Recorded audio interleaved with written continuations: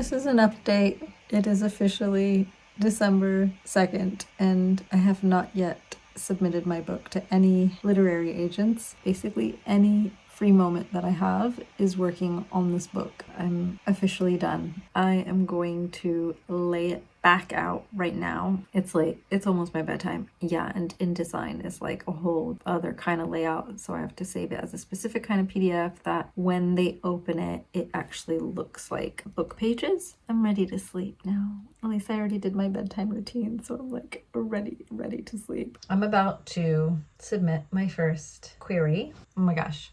Once I've sent this, that's it. There's no unsending it. I have looked through the submission guidelines for this agent 6,000 times. Let me click on how long it is. Just to be clear, there's like 6 main points. It's not complicated. But I think that I'm done.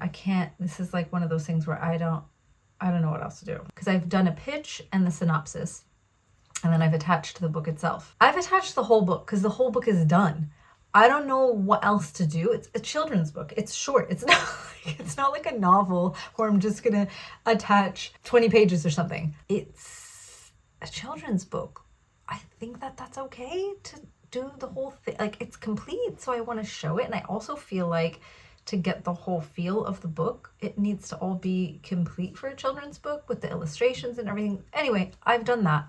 That's somewhere where I have anxiety and I'm like, was that right? Is that wrong? I don't know. It's basically a gamble and a lot of trust. Yeah, I just have to have faith that I have written it right and that the person that receives it is going to be interested in it. All I'm hoping for is that they at least open the PDF. From what I've heard, they won't even bother to open your book and look at it if they don't like what's in the body of the email. So I have worked tirelessly on this book for over a year now. It feels like the finish line to me, even though it hasn't been published, it's not been printed. Like, it still feels like such a big accomplishment to have even gotten to this place. So yeah, wish me luck. You guys, why is this such a thing? I feel like I'm gonna pass out. I don't know what's happening. I need some tea or something. Okay, it's not that big of a deal. This is one submission. Okay, to be fair, this is the one that I really like. I had written another Assyrian children's book that I never fully illustrated. I never fully finished the story. It didn't flow the way I wanted it to. I liked the premise of it, but it felt hard to write, if that makes sense. That was 4 years ago. And then when Safo Center Arizona sent out an email last year saying, if anybody wants to write a children's book about the Assyrian genocide, please reach out to us. And at that same time, literally 2 weeks before I got that email, I was talking to my dear friend and telling her that this was my dream, was to start writing children's books. And then I got that email and I was like, God, is that you?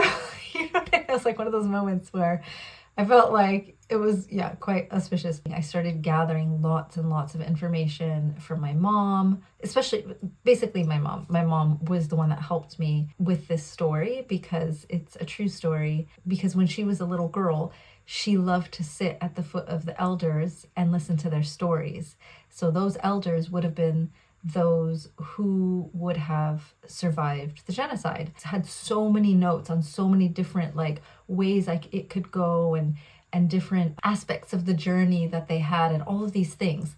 And then one day I said, okay, I need to just sit down and I need to just write the story. And I sat down and I wrote it in less than an hour from start to finish. And I kid you not, it just came. After that is when I started to illustrate it and all of that stuff. But I also realized, I need to get a literary agent. One of the main things that I came across was you need to find one that fits your book. And I was like, well, how do you do that? How do you even know? Find a book that's like yours.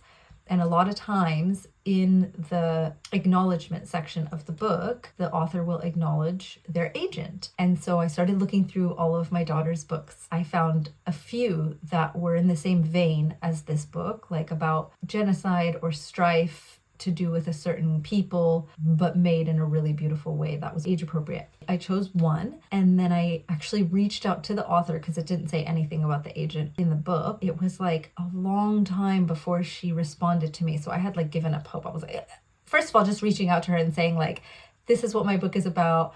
I really would love to know who your agent is because I thought that they would be a good fit for my book, you know, blah, blah, blah. I thought so many things. I thought, she's not going to check this. It's like through her website. She's this big author, whatever. Even if she does check it, she's going to be like, I'm not going to give you my agent's info. Like, you might be a competitor, you know, whatever. I don't know. These are just like my paranoid thoughts, okay? One day she emailed me and she was a complete sweetheart and was so happy to give me the information to her literary agent, which I pray that one day I could be in that position. So this is that agent, So it was the first one. I have since found a website that is actually like really easy to navigate. You choose what your book is, like children's book, whatever, and then it like will populate like all of these agents from all around the world. I've added like 2 or 3 other ones that I'm going to be submitting to as well. I'm rambling because I'm nervous. Okay, I'm sending it. It's sent, you guys. Okay. Like literally I felt like a whew. Okay, that's it. I've sent it. It's started now. There's no going back. So over dramatic. Okay.